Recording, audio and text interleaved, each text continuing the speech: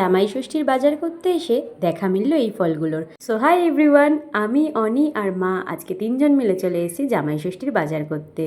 কালকেই জামাই ষষ্ঠী আর আজকে এসেছি আমরা ফলের বাজার করতে। বাজারে এসে কি হলো সেটাই এবার দেখো তোমরা। ফল কিনতে এসে বেচারার মাথায় হাত পড়ে গেছে। আর যাবে জামাই ষষ্ঠী খেতে?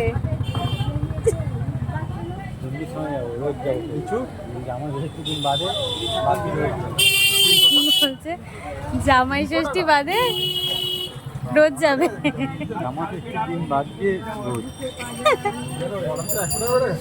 সত্যি ফলের যা দাম, আম 100 টাকা, 150 টাকা, লিচু 300 টাকা। তুমি কত টাকার কিনেছো ফল? তুমি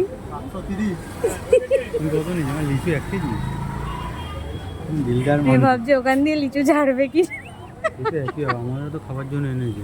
মা বাজার করেছে তার জামাইদের জন্য, এদিকে অনি প্ল্যান করছে মা যা ফল এনেছে সেখান থেকেই ফল ঝেড়ে নিয়ে চলে যাবে।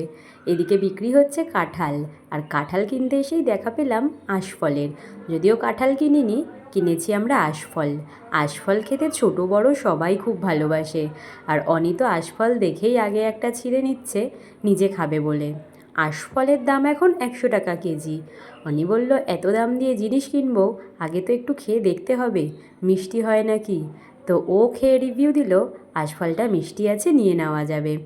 আজকের দিনে বাজারে অন্য কোনো দোকানে ভিড় থাকুক বা না থাকুক, সমস্ত ফলের দোকানে বেশ বড়সড় করে ভিড় জমেছে। আফটারঅল জামাই ষষ্ঠী বলে কথা, শ্বশুর শাশুড়ি থেকে জামাই সবাই বেশ লাইন দিয়েই ফল কিনছে। কেনাকাটির পর্ব সেরে চলে এসেছিলাম পেট পুজো করতে, আর এখান থেকে কিনে নিলাম চাউমিন। বাড়ি গিয়ে ওটাই খেলাম। সো আজকের মতন টাটা।